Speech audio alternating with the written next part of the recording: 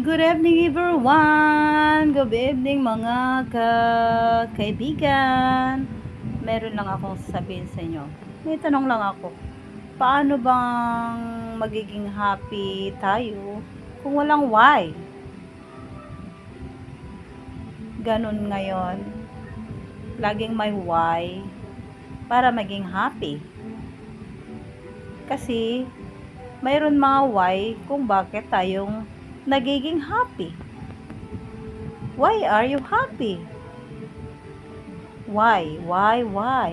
So, laging may why. Hindi naman tayong pwede maging happy kung walang dahilan, di ba?